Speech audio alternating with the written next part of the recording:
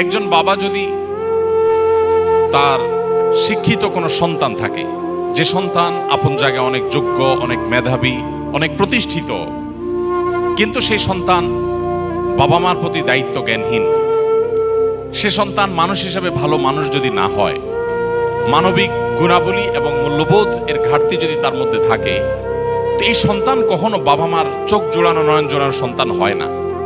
আবার এর বিপরীতে কোনো বাবা মার যদি এমন কোনো সন্তান থাকে যে সন্তানের হয়তো জাগতিক যোগ্যতা অনেক বেশি না থাকে, শিক্ষা দীক্ষা অনেক বেশি না থাকে, পয়সা কড়ি অনেক বেশি না থাকে, সমাজে অনেক বেশি প্রতিষ্ঠিত না হয়, কিন্তু সে মানুষটা ভালো মানুষ হয়, বাবা মার কেয়ার করে, যত্ন নেয়, বাবা মাকে ভালোবাসে, শ্রদ্ধা করে, সুসন্তান হিসাবে নিজেকে গড়ে তুলতে পেরেছে, আদর্শ মানুষ হিসাবে গড়ে তুলতে পেরেছে, তাহলে এই সন্তান বাবা মার চক্ষু শীতলকারী সন্তান হয়, বাবা মার নয়ন জোড়ানো সন্তান হয়। ঠিক একইভাবে আজ সাধারণ শিক্ষায় শিক্ষিত হয়ে আমাদের সন্তানরা আমাদের জীবনমানকে উন্নয়নের জন্য অবদান রাখছে, সেটা যেন আমাদের জন্য প্রয়োজন। এর চাইতে অনেক বেশি প্রয়োজন আমাদের সন্তানরা মনুষ্যত্ব শিখবার। এই যুগে খুব অল্প পুঁজি দিয়ে সামান্য সময়ের ব্যবধানে একজন মানুষ কোটি কোটি টাকার মালিক হয়ে গেছেন। এই জিনিসটা যত আশ্চর্যের, যত কঠিন।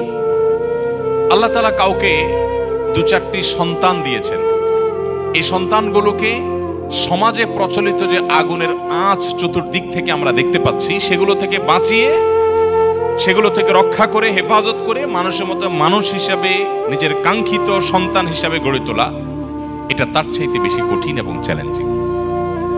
আমাদের সবচাইতে দামি সম্পদ, সবচাইতে দামি অ্যাসেট হলো আমাদের সন্তানগণ। আপনার সন্তানকে ভালো মানুষ হিসাবে গড়ে তোলবার টার্গেট করতে হবে। সে স্কুলে পড়ুক কিংবা মাদ্রাসায় পড়ুক, আপনার টার্গেট হতে হবে, লক্ষ্য হতে হবে যে আমার সন্তানকে আমি মানুষের মতো মানুষ হিসাবে গড়ে তুলব। সে সৎ মানুষ হবে, আর কিছু হোক বা না হোক। সে ডাক্তার ইঞ্জিনিয়ার হতে পারুক বা না পারুক, সে বিসিএস ক্যাডার হতে পারুক বা না পারুক, সে সেনাবাহিনীতে ভালো কোনো অফিসার র্যাঙ্কে চান্স পাক বা না পাক, সে ভালো পরিচিত পপুলার কোনো আলেম বা তুখুড় কোনো হাফেজ হতে পারুক বা না পারুক, সে যেন ভালো মানুষ হয়, সে যেন মুত্তাকি হয়, সে যেন পরহেজগার হয়। আমি আমার সন্তানদেরকে সবসময় বলি, তোমাদের পরীক্ষার ফলাফল ভালো হোক সেটা আমি চাই, কিন্তু এর চেয়ে অনেক বেশি চাই তোমার নামাজটা দেখে যেন আমার নয়ন জোড়ায়, তোমার আচরণটা দেখে যেন আমার দিলটা প্রশান্ত হয়। এটুকু যদি তুমি আমাকে দিতে পারো, তোমার ফলাফল যদি খারাপও হয়, আমার কোনো টেনশন নেই, কোনো দুঃখ নেই, তার জন্য আমার কোনো আফসোস নাই, তোমাকে আমি কিচ্ছু বলবো না। সম্মানিত উপস্থিতি, বেশিরভাগ বাবা মা তারা চান তাদের সন্তান যেন দুধে ভাতে থাকুক। এটা কোথায় আছে না, আমার সন্তান যেন থাকে দুধে ভাতে। আপনার সন্তান দুধে ভাতে থাকুক, ভালো উপার্জন করুক, তার ভালো ক্যারিয়ার করুক, এটা আপনি চান, এটা চাওয়াটা দোষের না। কিন্তু এর চাইতে বড় চাওয়া উচিত আমার সন্তানটা যেন সৎ হয়, ভালো মানুষ হয়। কয়জন বাবা, কয়জন অভিভাবক আপনি এই সমাজে দেখাতে পারবেন যেই অভিভাবক তার সন্তানকে বলে, বাবা তুমি অনেক বড় শিক্ষিত হতে পারো আর না পারো, তুমি সৎ মানুষ হবে। বরং উল্টা আমাদের সমাজে দেখি, সন্তানের জন্মের তারিখটা বেশিরভাগ বাবা মা ভুল লেখেন, ইচ্ছাকৃত ভুল না, মিথ্যা লেখেন। কেন? যাতে বেশি দিন চাকরগিরি করতে পারে, বেশি দিন সরকারি বা বিভিন্ন প্রতিষ্ঠানে চাকরগিরি যেন করতে পারে, সেই সুযোগ পাইয়ে দেওয়ার জন্য জীবনের শুরুতে একটা মিথ্যা গেঁথে দেয়। অনেক বাবা মা আছেন যারা বিভিন্ন স্কুলে তাদের সন্তানরা যে পড়াশোনা করে তাদের জন্য নকল কিনে এনে সন্তানদেরকে সার্ভ করে দেন, সাপ্লাই করে দেন। এরকম বাবা মা আছে না? নাই এই সমাজে আছে না, শুধু ভরে আছে। অর্থাৎ বাবা মার হাবভাব দ্বারা তারা বোঝাতে চান যে দেখো, আমি নিজে তো টাকার মেশিন, সারাদিন পয়সা ছাড়া আর কিছু চিনি না, অতএব আমার ঘরে জন্ম হয়েছে তোমাকেও টাকার মেশিন হতে হবে বাবা। দিন শেষে বাপ সন্তান সবাই মিলে আমরা টাকার মেশিন হয়ে যাব, দুনিয়া দুনিয়া মানি ছাড়ার কিছু বুঝি না। সম্মানিত উপস্থিতি, আজ শিক্ষিত সন্তান নিয়ে বাবা মা যতটা সুখে আছেন, এই সমাজে এত শিক্ষিত সন্তান না থাকলেও বাবা মারা অনেক বেশি সুখী ছিলেন, সন্তানরা অনেক বেশি সুখী ছিলেন একটা সময়। শুধু পার্থক্য এইটুকু, তাদের মধ্যে নীতিনৈতিকতা ছিল, এখন নীতিনৈতিকতা নাই। আমি শিক্ষার বিরুদ্ধে বলছি না, শিক্ষা তো আমাদের লাগবেই, কিন্তু শিক্ষার পাশাপাশি যদি নীতিনৈতিকতা না থাকে তো এই শিক্ষা জাতিকে যতটা উপকার করবে তার চেয়ে বেশি ক্ষতিগ্রস্ত করবে। দেশের উন্নতি যতটা করবে দুর্নীতি তার চেয়ে বেশি করবে। অতএব একজন আদর্শ অভিভাবক হিসাবে আপনার সন্তানকে যদি আপনি মানুষের মতো মানুষ হিসেবে গড়ে তুলতে চান, আপনার টার্গেট হতে হবে আমার সন্তান দুধে ভাতে থাকুক আর না থাকুক, আমার সন্তান থাকবে সত্যের সাথে, আমার সন্তান থাকবে ন্যায়ের সাথে, আমার সন্তান থাকবে নিষ্ঠার সাথে। আপনার সন্তানকে বলতে হবে, বাবা আশপাশে মানুষের গাড়ি বাড়ি তাদের সম্পদ এগুলোর চমক তোমাকে যেন বিভ্রান্ত না করে। তোমার বাবা হিসাবে আমি অসৎ উপার্জন করি নাই, তুমি অসৎ উপার্জন করবে না। এদেশে কিছু আদর্শবান মানুষের বড় বেশি প্রয়োজন। বড় দুর্ভিক্ষ চলছে। প্রতিটা টেবিলে, প্রতিটা অফিসে, প্রতিটা প্রতিষ্ঠানে দুর্নীতিবাজদের এমন মহড়া, এমন মহোৎসব আজ সর্বদা চতুর্দিকে এমন ভাবে প্রতিষ্ঠিত হয়েছে যে গোটা জাতি তৃষ্ণার্ত মরুভূমি যেরকম পানির জন্য হাহাকার করে, কিছু সৎ নাগরিকের জন্য গোটা জাতি আজ হাহাকার করছে। আর সেই হাহাকারের সে অভাব নিরূপণ করবার জন্য কিছু উলামায়ে কেরাম নির্লস চেষ্টা চালিয়ে যাচ্ছে। সন্তানদের জন্য আমাদের কাছে, হুজুরদের কাছে আপনারা অনেক সময় দোয়া চাইতে আসেন। অনেকে, হুজুর দোয়া করবেন ছেলেটা এসএসসি পরীক্ষা দিচ্ছে, এইচএসসি পরীক্ষা দিচ্ছে, ও কলেজে যেন চান্স পায়, এটা করে সেটা করে চান। এই দোয়াতে কোনো দোষের কিছু নেই। কিন্তু কয়জন অভিভাবক, আমি তো আমার জীবনে একজন অভিভাবককে পাইছি কিনা আমার মনে পড়ে না, থাকতে পারে আমার স্মৃতির বাইরে বা আমার মনে নাই, এরকম আমার সচরাচর মনে পড়ে না যে কোনো অভিভাবক এসে বলেছেন যে হুজুর দোয়া করবেন আমার ছেলেটা যেন মানুষের মতো মানুষ হয়। কিছু আছে বলেন, কিন্তু সে বলাটা গতানুগতিক টাইপ মনে হয়। একান্ত হৃদয়ের আকুতি থেকে যে আমার সন্তানটাকে যেন আল্লাহ রাব্বুল আলামিন এই সমাজে যত ফিতনা আছে, যুব সমাজকে ধ্বংস করবার জন্য যত আয়োজন আছে, এই আগুনের আঁচ থেকে বাঁচিয়ে যেন মানুষ বানান, কয়জন বাবা মা দোয়া চান? অতএব আদর্শ অভিভাবক হওয়ার জন্য সন্তানের জন্য চোখের পানি অনেক বেশি দরকার, দোয়া অনেক বেশি দরকার। আল্লাহ তাআলা আমাদেরকে সেটাও করার তৌফিক দান করুন। নাম্বার 3, একটা কথা আমাদেরকে মনে রাখতে হবে, মানুষের প্রকৃতি, বিশেষ করে শিশুদের প্রকৃতি আরো বেশি যে তারা যত বেশি শুনে শিখে তার চাইতে দেখে শিখে বেশি। তারা যতটা শুনে শিখে তার চাইতে দেখে বেশি শিখে। এটা মানবীয় প্রকৃতি, বাচ্চাদের মধ্যে এটা আরো বেশি। আপনি বাচ্চাকে সারাদিন বলবেন বাবা মিথ্যা বলে না, এটা যতটা বাচ্চার জন্য কার্যকর হবে, আপনি নিজে বিভিন্ন পর্যায়ে মিথ্যা বলার প্রয়োজন আছে বা সুযোগ আছে সেই জায়গাগুলোতে মিথ্যা অ্যাভয়েড করবেন। আপনার এই আদর্শটা বাচ্চাকে অনেক বেশি শিক্ষিত করবে যে মিথ্যা বলা যায় না, সে বলবে না। আপনি বাচ্চাকে মুখে বলবেন বাবা মোবাইল টিপে না, আর আপনি সারাক্ষণ নিজে মোবাইল হাতাবেন, তাহলে আপনার বাচ্চা কোনোদিন এই নেশা থেকে মুক্ত হতে পারবে না। আপনি তাকে বাঁচাতে চাইলে আপনি নিজেকে নিয়ন্ত্রণ করা শিখতে হবে। আর কিছু না হোক অন্তত সন্তানের দিকে তাকায় হলো আমাদেরকে মানুষ হতে হবে। আমি প্রায় বলি, আপনি আপনার বাবার জুতা যদি সোজা করতে শিখেন, প্রতিদিন বের হওয়ার সময় আপনার বাবার জুতাটা সোজা করেন, মায়ের জুতাটা সোজা করেন, পরিষ্কার করে রেখে দেন, আপনার সন্তান আপনার জুতার উপরে পাড়া দিতে তার বিবেকে বাঁধবে। আর সারাদিন বলবেন বাবা মার সেবা করতে হয়, বই পড়াবেন, এগুলোতে সন্তান ততটা শিখবে না যতটা আপনার কাছ থেকে শিখবে। এই জন্য আপনি নিজের গরজে ভালো মানুষ হন বা না হন, অন্তত সন্তানের দিকে তাকে ভালো মানুষ হন। স্বামী স্ত্রী দুজন ঝগড়া করবেন, গালিগালাজ করবেন, হাতাহাতি করবেন সন্তানের সামনে, আর সন্তানকে বলবেন দেখো মিলেমিশে চলতে হয়, ভদ্র হয়ে চলতে হয়। সন্তান বলবে যে এগুলো বোধহয় কথার কথা, এগুলো আসলে আমলে নিতে হয় না, কারণ বাবা মা নিজেই তো আমল করেন না।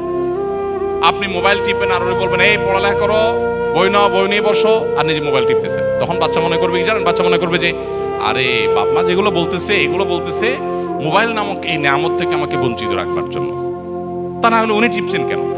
এর মধ্যে এত সুখ যে উনি এটা থেকে এক মুহূর্ত থাকতে পারছেন না। নিশ্চয় এর ভিতরে শখ, রাজ্যের সকল সুখ এই মোবাইলের মধ্যেই আছে। বাচ্চা সেটার জন্য ছাপায় পড়বে। এই জন্য মুখে কথা কম বলে বরং নিজেরা মোবাইলগুলোকে নিয়ন্ত্রণ করেন।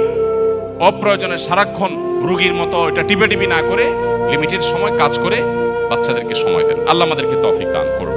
তাহলে সন্তানের সামনে মডেল হয়ে যেতে হবে, ভালো মানুষের মডেল হয়ে যেতে হবে। আপনি যেটা চান সন্তান হোক সেটা আপনি নিজে করে সন্তানকে দেখাবেন।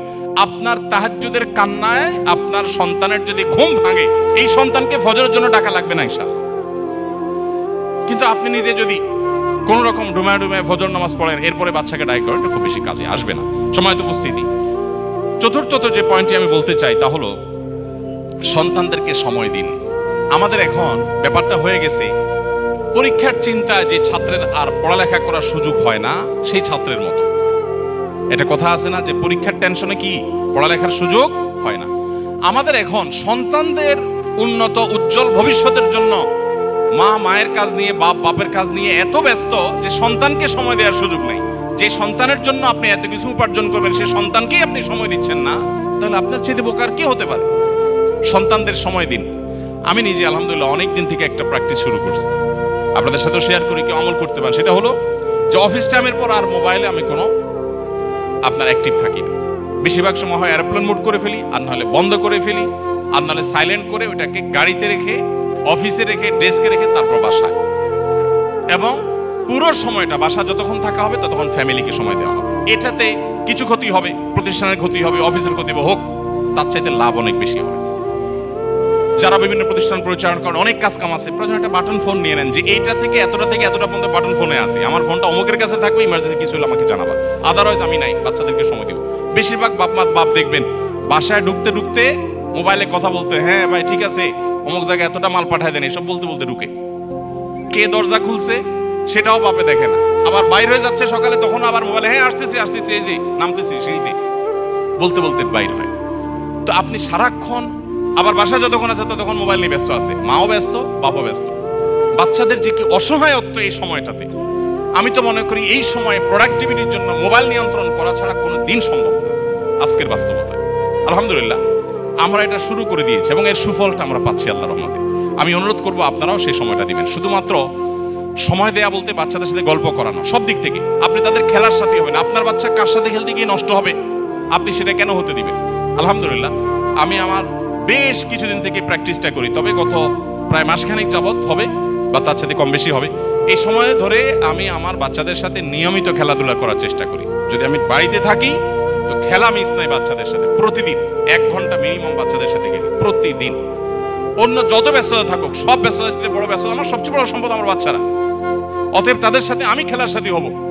কোন বাচ্চার সাথে খেলতে গিয়ে সে নষ্ট হবে না হবে, আমি সময় দেবো তাদেরকে। এবং তাদের গল্পগুলো আপনি শুনবেন, আপনি নিজে তাদেরকে গল্প বলবেন, তাদের পড়ালেখার সাথী হয়ে যাবেন, মেশার চেষ্টা। বেশিরভাগ বাবা মা সন্তানকে সময় দিতে চান না, টিচারের কাছে দিয়ে রাখেন, আপনার কাজের বুয়ার কাছে দিয়ে রাখেন, অমুকের কাছে দিয়ে রাখেন, তমুকের। মায়েরা তো আজকাল বাচ্চাদেরকে ভালো করে নাস্তাও দিতে রাজি না। আমরা যারা মাদ্রাসা চালাই আমরা জানি, টিফিন দিয়ে দিবেন কি অল টাইমের একটা প্যাকেট ধরাই দিবেন, রেডিমেড কিছু ধরাই দিবেন। আপনার বাচ্চাকে আপনি রেডিমেড এগুলো দিয়ে দিচ্ছেন, আপনি বুড়ো হন, এই বাচ্চা আপনাকে বৃদ্ধাশ্রমে পাঠাবে, এরকম অল টাইম ধরাই দিবেন।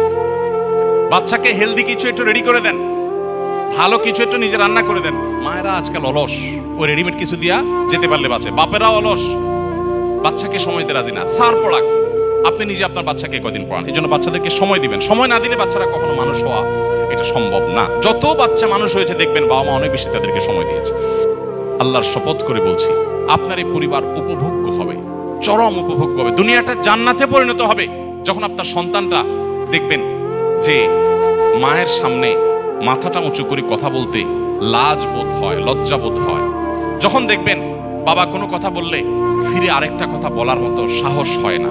এই সন্তানকে এখন ঘরে ঘরে আছে? আরে ঘরে ঘরে তো দেখা দূরের কথা, গোটা সমাজে খুঁজে এরকম একটা সন্তান পাওয়া যায় না। বেশিরভাগ দেখবেন বেয়াদব, উগ্র, উচ্ছৃঙ্খল, এবং কোনো শিক্ষা নাই, নীতি নাই, নৈতিকতা নাই, আদর্শ নাই, নষ্ট এবং নষ্টের ছড়াছড়ি চতুর্দিকে। কোথায় সে সন্তান যে সন্তান মায়ের বাবার আগে হাঁটবে না, যে সন্তান মায়ের আগে কথা বলবে না, বিনয় থাকবে? এরকম সন্তান যদি থাকে, আপনার সন্তান অনেক বড় অফিসার না হোক, আপনার সন্তান অনেক পয়সা কামাই না করুক, অনেক বড় পদের অধিকারী না হোক, আপনার সন্তান যাই হোক না কেন, যদি এরকম সন্তান আপনাকে আল্লাহ তাআলা দেন, তো আপনি দেখবেন আপনার পরিবারটা, আপনার জীবনটা জান্নাতি জীবন হয়ে গেছে। আল্লাহ তাআলা আমাদের সবাইকে, আমাদের সন্তানদেরকে মুত্তাকি, পরহেজগার, ভালো মানুষ হিসেবে গড়ে তোলবার সংকল্প প্রতিটি ঘরে ঘরে